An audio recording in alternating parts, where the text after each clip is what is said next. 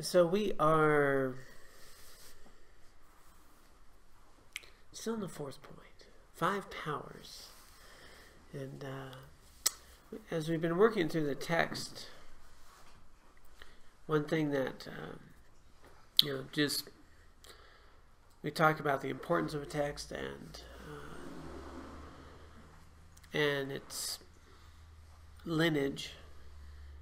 Within this text, this is the path to enlightenment. It's the whole thing. It's the 3 principal aspects of the path. Everything for the journey to enlightenment is right here in 7 points.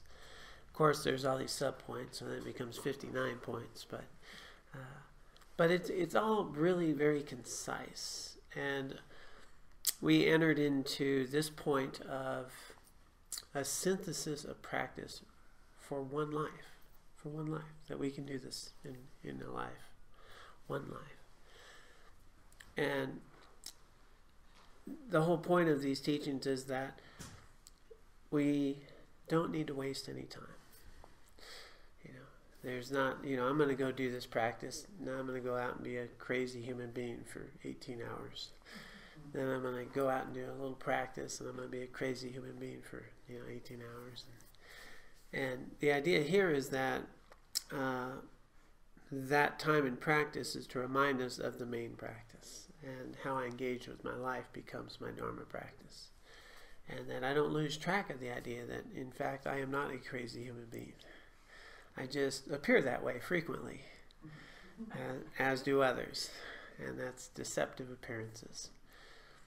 And so the primary practice here is, which is embodied here, is the training in 2 bodhicittas. So the second point, the training in 2 bodhicittas, the ultimate bodhicitta, the recognition of the deceptive appearances, the nature of phenomena, the interdependent way that things come together and fall apart. And that they appear to my mind deceptively. And they look very real. And those labels I stick on them, boy, they sure seem to fit. And I forget that those labels only apply momentarily. This person is like this in that moment. This thing is like that in that moment. And there's a new moment. And I forget to update my labels. And my labels are always a subjective experience.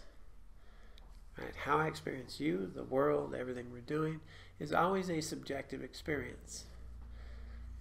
And it's an afflicted subjective experience. That I don't see everything accurately. I don't perceive myself and the world as it actually is.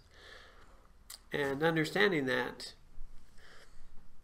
from an intellectual point of view, I mean, it's pretty easy that we can get that if we kind of break it down and notice how 2 different people will experience the same person in a very different way. And then, so they're not the way I see them. I'm seeing them through my own lens of karma and klesha. Somebody else sees them through their lens. But the characteristics that I'm putting on this person are not inherently in them. Right? They're not intrinsic. They're not non-changing. And I'm experiencing them subtly different than you are, or maybe drastically different. And we all know what that's like when, someone I really can't stand, somebody else really likes that person. Like, how's that work, right? And you start to realize it's not the person that is, this way or that way. It's a combination of what they're bringing to the environment, and I'm bringing to the environment, and how we come together. And it creates a moment of experience, none of which is ultimately its own nature true, right? The experience that I have of this person as a particularly, let's say, someone I don't like, in that moment, well, if they were just helping someone across the street another moment ago, I might like them, and that's changing. It's interdependent with what's happening and what's going on, and so within that second point of training the 2 bodhicittas, the ultimate is understanding that, that as we experience the world, it's always this subjective, transient experience. And it changes based on my own experience, my attitude, how I'm coming into the world, how I'm perceiving it, shifts that experience. I was one of those plane trips. Plane trips are the greatest Dharma practice. You know, you get to see all the stresses and worries about people are having. And so I was flying to New York yesterday. I went to Denver and then Denver to Aspen, and that's a 25-minute flight. Sometimes it's a 21-minute flight. And we get on a plane, everybody's, you know, it's on time. Everything's good. Set the text. On time. We go to take off. And everything's great. You know, let, you know, Laura know. Be there. It's all good. And depending on who I was listening to, 5 or 10 minutes away from, you know, heading into landing in Aspen, they say, well, we can't land. We have to go back to Denver. Because the screen for that picks up the terrain mapping for the mountains wasn't working. So you need that. It's cloudy and it's kind of important. So we'll go back to Denver, which they always tell you, well, we'll be back in about 10 or 15 minutes. So I'm like, well, if it's a 25-minute flight, we're about here. How do you get back in 10 minutes? But anyway, we go back to Denver. And they say, well, it's probably going to be a quick fix. You know, these screens can be replaced. They'll do a thing. So we'll all just stay on board, and they check. It's a quick fix. And then you start hearing everybody on the plane, because everybody has a different experience. And I'll tell you, most of the people on the plane were pretty good. They were just, yeah, things happen, no big deal. But I've got this one lady in the back who pretty much has the whole thing diagnosed. She's in the seat behind me.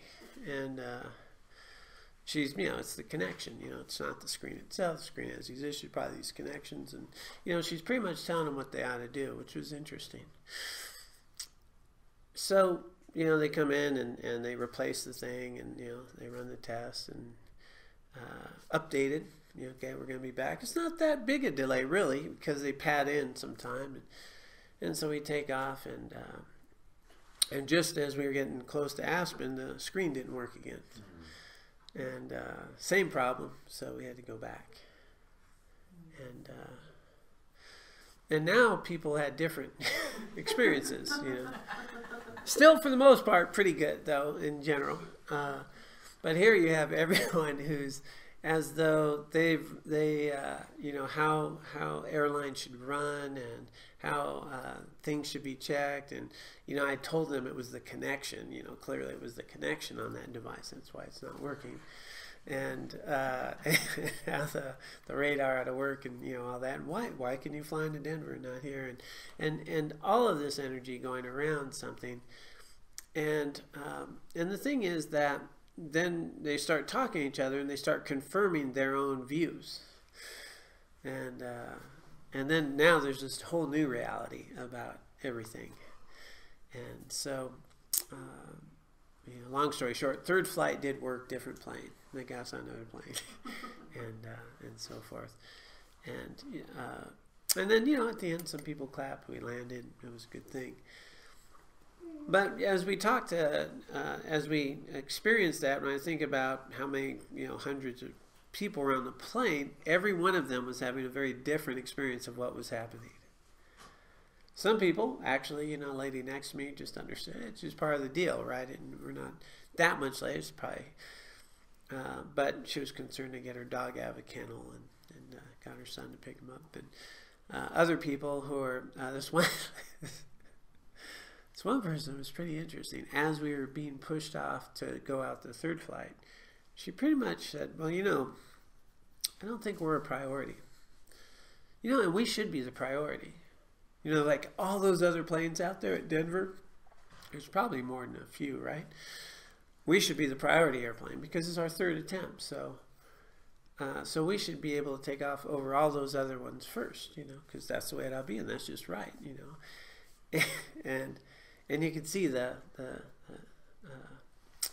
stress around that, because we weren't the priority apparently, and we actually had to get in line and fly off amongst, you know, all these moving parts.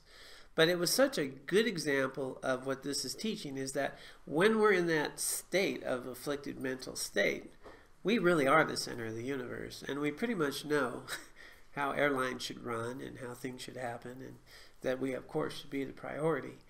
And, you know, who knows how many other flights out of the hundreds that were taking off might have been delayed or had their issues too. and fundamentally forget that what a gift it is to be able to land safely, and that a week later, the thought that she was having on the plane a week later is so far from reality anymore, to a whole new set of issues and problems that arise, because now I've got these other issues and problems, and fundamentally, probably, I think I should be the priority again, just because things ought to work a particular way. Now, it's so obvious when we see it on a plane, we can almost giggle, and then we look more subtly at my own life. Well, how do I do that? Because I do that a lot, right? Suddenly how I think the day ought to go, and how somebody should treat so-and-so, and how these things ought to go, and what our political system should be like, and, and all that, and fundamentally, then pretty much I'm become a political scientist pretty quickly, and how things ought to run, and, how we take care of things. And so we forget pretty easily. We fall right back into that trap of understanding that I am having experience based on my very limited experience in this human body, and it's obscured through a lot of what we call karma and klesha that has created an inability to see things accurately. And so right in the second point, establishing this stability to be here, consider the world as dreamlike. Because that's the way it is. It's dreamlike. Right? In other words, when you poke at a dream, it's not really real, right? Like, is it? And is there any different reality that we might experience between thinking and recalling in our mind a trip to Italy, or having a dream of going to Italy, or what that felt like, and the experience of that? And likewise, when I start poking at how I think this event was, or is, or good day or bad day, or wonderful dinner, nice experience, that event will come and go, and how I perceive that event shifts. We all have had those terrible events that turned out to be the best thing ever, right? No, if I hadn't lost that job, I'd have never got this job. Yeah. And I'll tell you, if I hadn't I don't know if I'll go there or not. If I hadn't had my heart broken, I would have never met Laura, right? Things happen differently. But in those moments, then I look back at those, well, it's kind of nice that happened. And so we start noticing that the world that I'm experiencing is dreamlike. That, it's always this very subjective, transient thing, and it's not objectively real and intrinsic and hard in any way. And it's that way for everybody. But I forget that. And I forget that I'm actually coloring in the texture of my life. I'm bringing the meaning to it. It's not the meaning is there and I'm extracting it. I'm actually filling in my coloring book of the experience of my life. There's outlines. You guys show up, things, but then I fill you in. I like this person. I like this one. That food's good. That person's all right. This is a good day, a bad day, blah. I start filling it in. I really like this. And when I do that, I really like that. And this I don't like so much. Until somebody brings me an updated version of a coloring book. Oh, you know what? This is not so bad. I kind of like that. And that's so childish. I don't like that stuff anymore. And I'm outgrowing this stuff. And then my things start changing. And the whole time, the only way I can experience the universe is through me as being the center of it, because how else can I experience the universe? I can only experience through my own self-centered way. And then I forget that how I see the world is not how the world actually is. It's deceptively appearing to my mind as real in this way, and my feelings are intertwined with that. And so the liberation of the path to awakening of enlightenment is to recognize that truth, the empty nature of all phenomena in myself. That's the liberation. The ultimate bodhicitta is the mind of awakening, understanding the emptiness of me, the phenomenon that I'm not just this human body. That this awareness that perceives this human body is much richer than that. And this body will come and go, my thoughts will come and go, and the guy that I was yesterday is not here anymore. person I will be tomorrow is yet to arise and may or may not arise, and will only arise in dependence upon who I'm with. Because I arise differently when I'm with you than I arise when I'm with my daughter. I arise differently with you than the New York people I was just arising with. Yeah, and I keep arising very differently. And that John, there's no stable John that's that same person going through that. But it feels like it is. And that's a misperception. And it gets very locked in. I'm like this, you're like that. Good guy, bad guy, you know, this, that. And then I become reactive. And I forget that how the world's presenting itself is not as it is. And I can just shift my perspective of it, my awareness of it in any little way, and everything changes. And everything changes, right?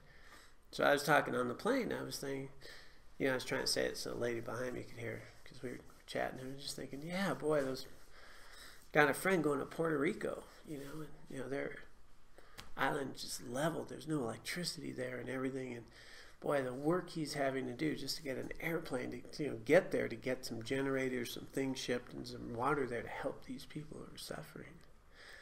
You know, and it's like, yeah, I can wait an extra hour for a plane.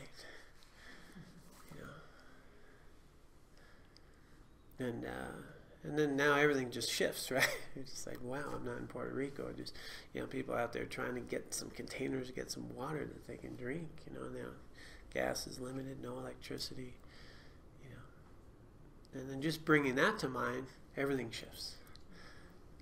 And what I'm paying attention to becomes my reality at any given moment. And if I'm paying attention to the annoying thing somebody does, I'm pretty annoyed. If I pay attention to their other qualities, maybe I'm not so annoyed. You know, I have friends that, one of the great wisdom one of my friends helped me with by sharing her story, and it's been great advice. She'd always get she'd see her mom once a week.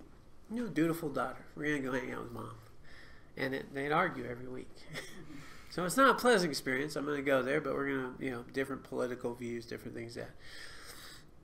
And then she said, you know, I finally got the brilliant idea to stop. Let's start talking about things that we both like. They start talking about knitting, they start talking about cooking, they start talking about these other things. And so she started bringing up other topics of conversation, and guess what? They really enjoy their weekly get-together now, and rarely, on occasion, it gets the other way. But something else is what they're attending to. And so we forget that our experience of this world has a lot to do with me, and what I'm bringing to it, what I'm attending to, and I see it, but there's no objective thing out there. This person's like this or that. Those are labels I stick on them, which could be functional at times, that are very helpful. It's good to have labels. It's good to have labels. Like job, I need to be there, 8 a.m. Yeah, good label to have. Yeah, and but those labels change, and sometimes, you know, I have to be a little late and call in, and things shift. So within the path to enlightenment, this second point, training of the two bodhicittas, ultimate and relative, that's the main thing. And everything here supports learning to see yourself and the world as it is, reality. That's the key. Liberation is based on seeing clearly. And so these practices that we're now in, so the first point was the preliminary practices, creating the conditions which ultimately create renunciation, which is the first of the three principal paths, right? Renunciation. And then having decided, I'm going to not waste this life, I'm going to engage in this, then the mystery is revealed. That's the way it is. Having obtained stability, let the mystery be revealed. And the stability is that I am real clear about that the path that I need to be on, the way that this world actually is, in terms of it's impermanent, you know, moments of satisfactoriness always, and joy, they come and they go, this unsatisfactoriness of conditioned existence, and this understanding that the sense of John that I carry with me is not intrinsically real anywhere. Those are the three just aspects of reality. And so the stability is to be stable, to understand that I'm ready for this path. And then the mystery is revealed. The mystery is then, consider that all phenomena as dreamlike. That's the outer phenomena. Then we look at our inner awareness, and we tend to that. So we're looking out there. What's real? We're looking in here. Where's my awareness come from? Who's aware of the thoughts I'm having? Awareness of awareness is practice. And so you start realizing that as I'm seeing the world, there's no objective reality out there.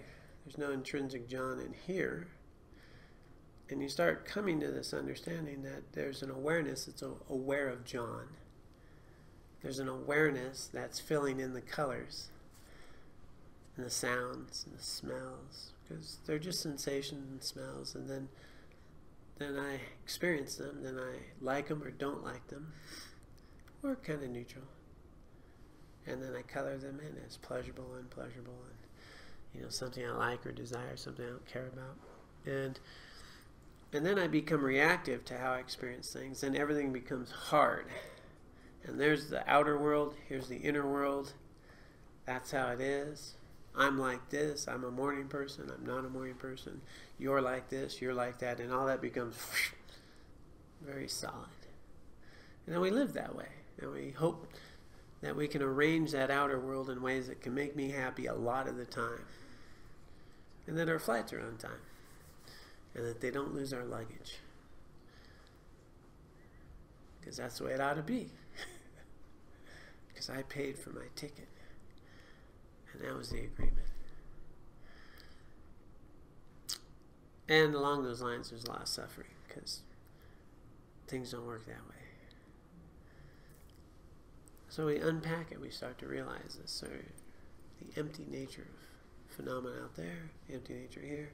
And we start to notice and start to live on a level of awareness that's noticing how I elaborate and label people, places, things, and events. Because that's this process, this elaborative process. It's if something feels good, I always use that sound like a bird. One of these days I'll think of a new analogy.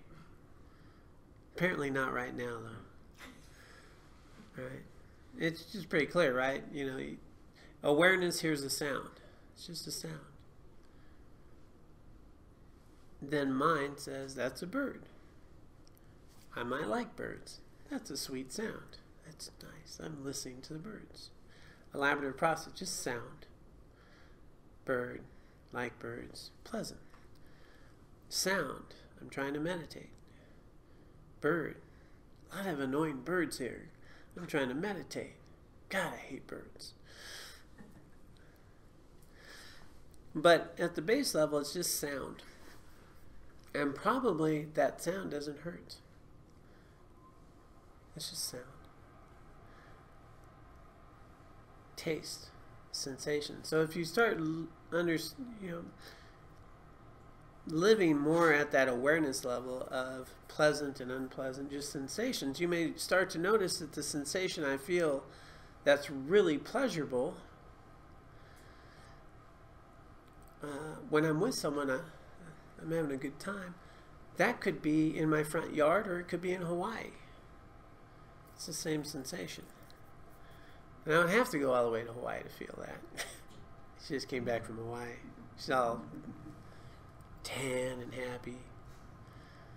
And but you might notice that the same sensation feels a lot the same right here when I'm in my own living room. Well, the sensation of a nice dessert feels good. And when you're hungry, that same sensation can apply to a pretty common food. But our elaborative process says, boy, I'm going to bake this dessert. I don't care if it takes 3 hours. It's going to taste just so. And I'm going to put a lot of time and energy into this very ornate thing to have a bite that will taste like this, that will last not very long. And if it doesn't come out the way I planned, there could be a lot of stress and worry and fear in there. But at the base level, you know, what are we really doing? We're eating food. And sometimes a nice veggie burger might be the same sensation as when I'm having this very elaborate dish. But our mind will elaborate all those things, and I'll spend $30 on this dish when I could have been satisfied for $6 over here. And at the end of the day, this might actually have been healthier and the path to my enlightenment.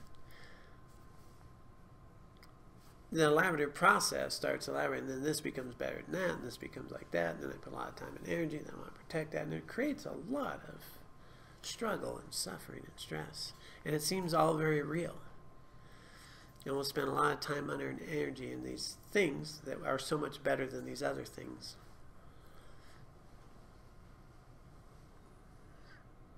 And oftentimes we find out that a car has 4 wheels and an engine, starts and can get me somewhere. There's a big price difference sometimes between $5,000 and $100,000 for what people pay for a car. And think what you could do with that $40,000 or $60,000 in between in your life, in the journey. It's fascinating, the elaborative process. And then when you're someone who didn't have any car, and you get a car, it's pretty sweet. And then you know what happens. Start looking at that other car. Wow. Heated seats, man. I could be happy with those. And then, you know, then there's grasping the desire. And so we do this. We do this with people, places, things, events. So sometimes we see an exaggerated quality of a lady in the seat next to us on an airplane, seeing how out of perspective that is. But we forget to see that in my own life, I get pretty out of perspective a lot over trying to, you know, have the perfect afternoon, the work go the way I'd like, you know, all these things. And I spend my whole world, my time in my world, really building up and creating more samsara, more conditioned existence, more suffering, as opposed to dismantling it and awakening to how things are and being free of samsara. So instead of building up samsara, we could be eliminating it so I can achieve enlightenment. So the rest of this, so, you know, there's meditation on it to see and recognize that. And then these points support that. So I thought, you know, it was nice to just kind of come back to the point, as we can get caught up so often in reifying who I am and what I need and how things ought to be. And it's very subtle sometimes, very obvious other times. But all those worries and fears we've had in my life, where are they now? Where are they now? They all seem so real at the time. They all seem so real at the time. But where do they exist? So the world like, dreamlike. It's not so real. There are things that are happening, and you are. I bet I'd touch you, I'd feel you. So we're not saying you don't exist. You just don't exist in the way that I see you intrinsically. That's the truth. So deceptively, you appear deceptively to me. I will never see you for how you are. I'll only see you through my subjective experience. And that's how that world is. Now, if we remember that, we don't get all hung up on how things need to be and all that. And I start to realize that if I change this, everything out there changes. And then I start realizing, wow, the path of awakening is here, not out there. And then I become a Buddhist, an inside job. I start recognizing the misperceptions, the afflicted mental states, and I start letting go of those and creating the conditions to see more clearly. We train our mind to meditate, we become more clear, and we remind ourselves of reality. And that's what the rest is practice is, so that when we remind ourselves, then we can engage with others with that relative bodhicitta in ways that are truly of benefit. And then we synthesize those through the point that we're on currently, which is the 5 powers. The 5 powers, a synthesis of practice for one life. And so we covered that last week. Last week was going through those 5 powers. So renunciation, right? No, it's not renunciation. It's resolve.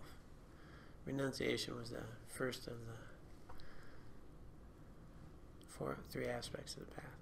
So the first of the 5 powers, a resolve to always cultivate these bodhicittas, to not waste this life. We have this moment now. The second power, familiarization, of really familiarizing yourself with your practice, with the nature of reality, doing things again and again to become familiar with. Habit.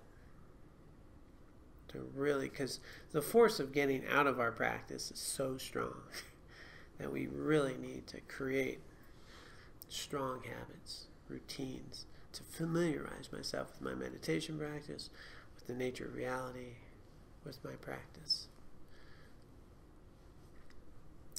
The white seed, which is merit, that how we can transform all of these experiences that we have into merit, spiritual merit, that every event I have in my life is an opportunity to cultivate merit, to improve myself or the world that we live in. Everything here is an opportunity to transform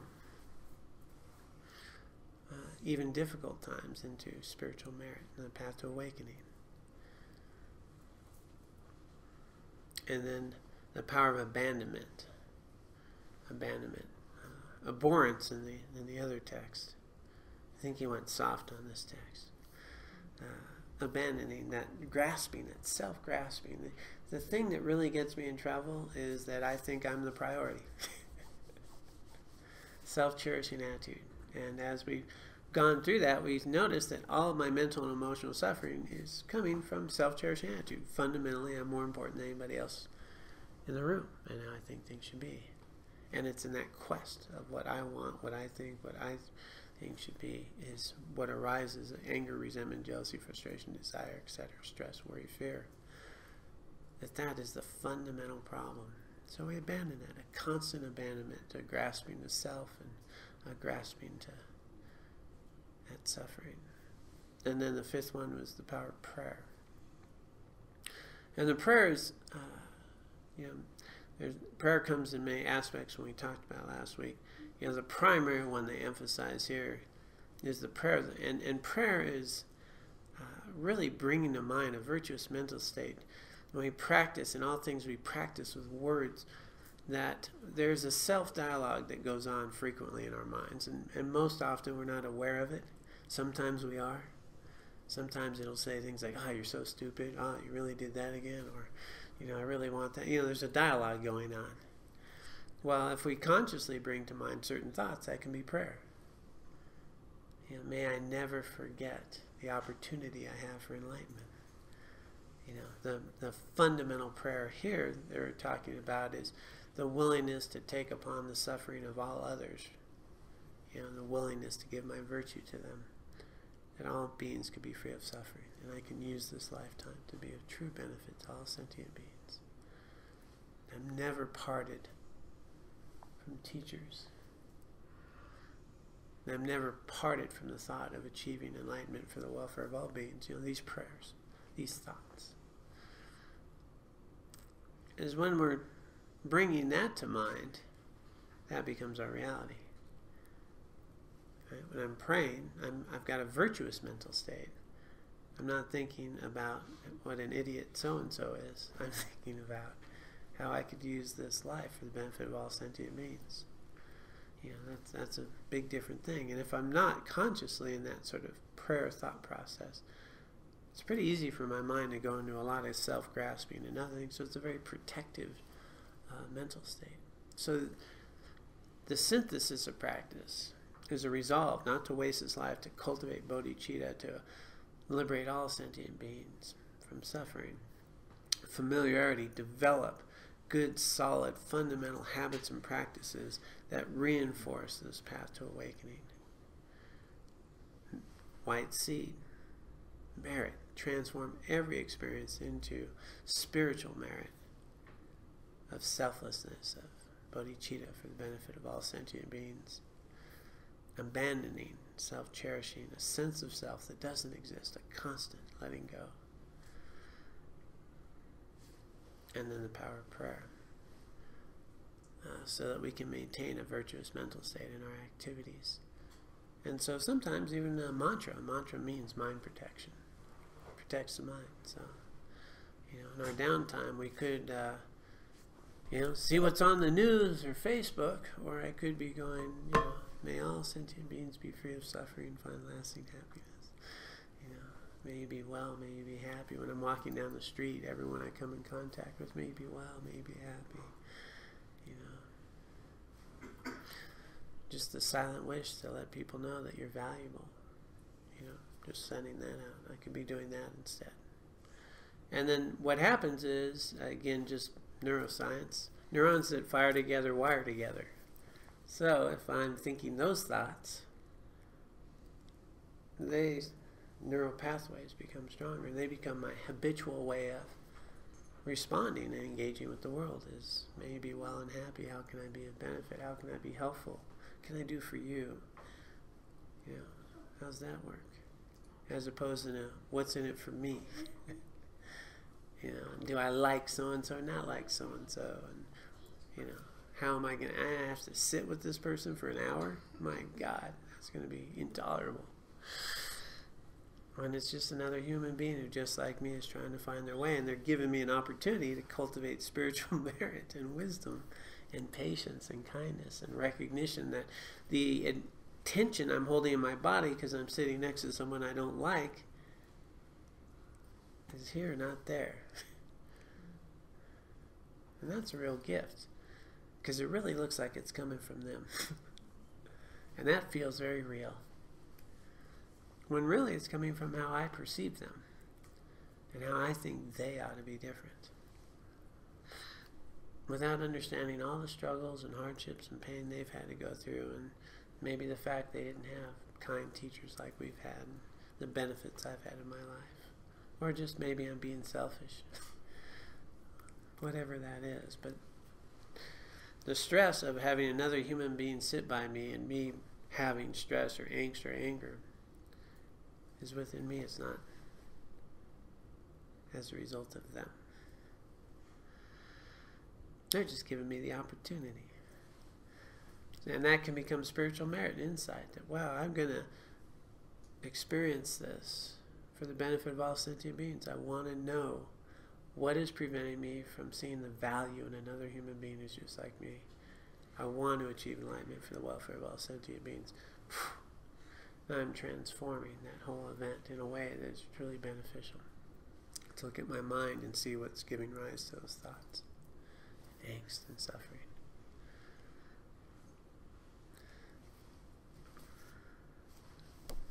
So we went through those last week, and now the second part of that same point is how we use those 5 powers at the time of death, so that we can transition. This body will come, this body will go. And so the time of death, it's really relevant to have a very clear mind that is not attached and grasping to self. It's really a time where our mind at that moment, at the time of death, they say, is one of the single strongest factors of how we enter the next life.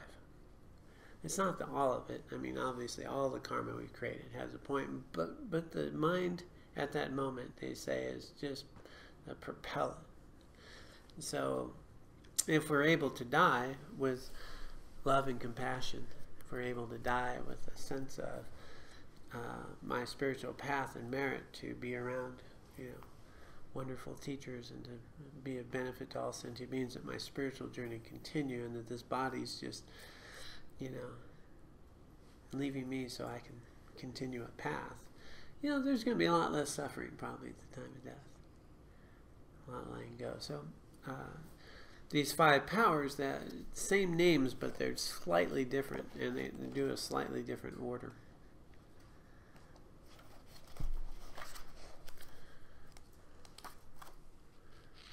What point are we on? It's 4th.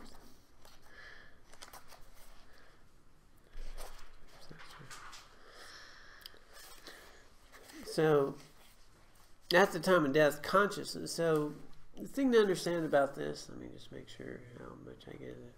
I might do a slide overview, because that was all the pre-talk. So when this body dies, they're teaching her pretty much just the body dies, the consciousness continues. And it's not like a soul comes out of this body and it's shoved into some other body, and now I'm in this other body and I'm somewhere else. Really, it's a stream of consciousness. And karmic imprints and seeds of consciousness have given rise for me to experience myself and you in a particular way. I feel pretty human. You look pretty human to me. So I'm kind of in the human realm, and I perceive myself that way. And you may have noticed that you perceive yourself differently as you've gotten older. And the world used to look so big. Now it looks a little smaller. Things change. But there's a stream of consciousness, and it's connected to the moment of consciousness before. That's the continuity of consciousness. And, based on how I've lived my life, habits and tendencies become that's karmic imprints, Do something a lot, start having tendency, keep doing it. And you start doing that again and again. And so at some point, though, the stream of consciousness, the karma that gave rise to this human form will end.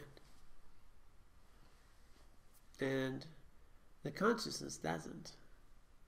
The consciousness then starts to just see things differently. Right? See things differently. And so the awareness that saw and identified with John, that's not going to be there anymore. It's just going to start seeing things differently. I'm going to see you differently. I'm going to see the world a little bit differently. And at some point, I'm going to start seeing a different body. Maybe you're feeling a different body and seeing things differently. They talk about Bardo state and things sort of spirit worldly things, or, just floating. And then, and then at some point, a birth, and, I might look down, I might have pause. I might want to chase cars. I don't know, maybe a ball. Love to do that all day. Can't have enough. That might be my thing. But, the world hasn't really fundamentally changed. The phenomena hasn't fundamentally. I'm just changed how I'm experiencing it. I experience it through maybe a dog now. Maybe another human. Maybe, something else. And so the teachings then go that when this body dies, then, based on karmic imprints and habits and tendencies, start perceiving yourself differently. In a new life. And then that we've been stuck in this cycle again and again and again and again. And we don't have to be. So that's the conditioned existence. Samsara, cyclic existence, is a cycle of rebirth where we're just blown around life to life by the karmic imprints that we've created out of ignorance, out of misperception, out of grasping. And then everything that we put all of our time and energy in, guess what happens when we die? Doesn't come with us. Doesn't come with us. And but what does come with us? All the mental imprints. All the grasping, all the anger, all the frustration, all the joy, all the imprints that we've created. That is what comes with us. That is the essence of this life. And so what are the mental imprints I'm accumulating? Most of us know what we got in our checkbook. But we're not so aware of how much merit I have in my mind stream. And so it's truly important isn't how things go my way or not my way, or how many flights or any of that. What matters is how do I respond when my flight's delayed? And do I alleviate the stress of another? And how can I work with that? Well, that now is this white seed of merit and path, that what I'm accumulating in this lifetime, the essence of that, these imprints, is the real treasure of this life. But we forget all that because we're caught up in the stimulus-driven pleasures of this life that seem very real. And then the letdowns, and then the struggle, and the building up, and here we are again. So, coming back to this opportune physical form, preliminary practice, is more precious than a wish-fulfilling jewel. Right? So in this form we can obtain enlightenment. You gain its like the once. All the conditions through eons of lifetimes have happened now. So hard to get. Eons of lifetimes to have this, all these conditions ripen, as it is right now with the path of awakening. So hard to get. So easily destroyed. It's like a lightning flash in the sky. This body will come and go. All these conditions for enlightenment. Just like that. Contemplate this and you will see that all worldly actions are but winnowed chaff. All that striving, just winnowed chaff. That's not going to remove an iota of actual suffering. Winnowed chaff, the stuff you throw away. And night and day you must work to extract the essence of this life. The essence of this life, the merit and the wisdom, these bodhicittas. This is the essence of this life. That is the point. And so, recognizing it, it's not how things happen, it's how I react and respond to how things happen. How do these events allow me to see more clearly, see how my anger arises, see how I label, see how things are transient. Start perceiving myself and the world more clearly, more accurately. Identifying the real source of suffering, the real source of happiness, of liberation.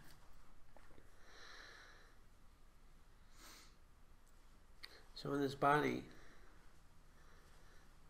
is no longer here, that consciousness will see things differently based on the real essence of this life. And that's what's worth paying attention to. Pay attention. And the fascinating thing is, so I outlined something of life to life to life. And so maybe we're not there yet to think, well, maybe that's true or not true. But what we find is that whether I believe in a next life or not a next life, or let's say I'm even Christian, right? What gets somebody to heaven is how they live their life, right? What gets you to the next part of the journey? How you lived your life. Well, what gives you actual lasting happiness, well-being, and worthiness in this lifetime? How you lived your life. In other words, my lasting happiness, whether I believe in this or that, as you take it down from the big scale, down to the little scale, it's the same fundamental principle, is that as I am a little kinder and a little more patient and helping someone on an airline, I'm going to feel better about who I am, and I'm going to suffer a whole lot less, recognizing the interdependence of and the transient nature of things. And the more clearly I see about how things interact, in this very lifetime I'm going to have less suffering, I'm going to engage in ways that are more meaningful, and I'm going to find a lot more inner peace, well-being within my own being in this very lifetime. How I live my life, so is going to create that. So the beauty of these teachings then is if we start recognizing, and fundamentally everything here is going to what's true. If it's not true, don't worry about it. Test it. Does this hold up? Is there anyone you met who doesn't change? Yeah. Is there any event in your life that is absolutely objectively real? See if it is. Or see if the world isn't just a series of interdependent arisings and you experience it through the lens of your own subjective experience based on your predispositions, habituated way of thinking, or whether or not you had enough sleep last night might change how I perceive this person. Whether I'm in a hurry or not is going to have an effect on whether this person is annoying me or not. Because I need to get over there, and they're talking to me. Or if I just decide, here's another human being talking to me, maybe I'll listen to them. How's that change? So we start noticing that as I change my perspective, my experience of the event changes. Well, that might be true. So the idea is to investigate, because that's where we get stability, for the mystery to be revealed, going back. Doing our preliminary practice, stability means I'm gaining stability in recognizing how things work. And then the mystery becomes revealed. I start looking at it more clearly. Where's my suffering really come from? Where's my mental, emotional suffering come from? Does it really come from the guy I call a jerk? Or does it arise from my perception of what I think a jerk is and how I think somebody else should act? Is it a mental state? So the practices of the 5 powers is everything that is fundamentally about reinforcing that opportunity to live in reality. Really making an affirmation that we're not going to waste this life, a firm resolve, a familiarity, consistent, becoming familiar with myself, the nature of phenomena, my practice, habits, cultivating merit in all situations, abandoning a self-cherishing, grasping sense of self that doesn't exist in any way that I perceive it, and reinforcing all of that with words, with prayer. Calling to mind that I can remember that I have this opportunity to use this very lifetime for awakening, for the benefit of all sentient beings. And then we can apply those apparently next week into the transition for death, where it's the same words but a little slightly different tone around them, and prayer becomes first. Yeah. But again, as we practice this in our daily life, when you get to the time of death, it's just habit. And so the body's coming, the body's going, moments come, moments go. I'm on a trajectory to be fearless in my journey of the path of awakening. No doubt my next lifetime is going to put me with good teachers on a path in all the right conditions for enlightenment. Why not? Why wouldn't it? Why wouldn't it? I'm doing everything to cultivate that path now, and my mind is clear as I transition. Okay, so let's go ahead and dedicate the merit and wisdom that we've accumulated here for the benefit of all sentient beings. We dedicate the merit and wisdom that we have accumulated here today, both individually and collectively. We dedicate it for the benefit of all sentient beings.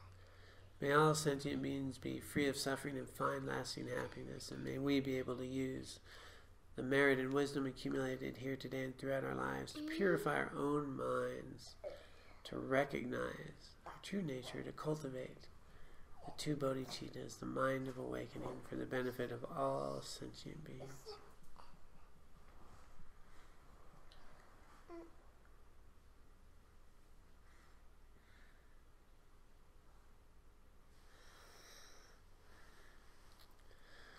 All right, well, thank you all so much, and thank you for helping out. And, I think he's telling you that their new teacher in town. Yeah, right. The seeds are planted. And thanks for joining us online. Be well, and we'll see you when I'm looking at you. All right, bye.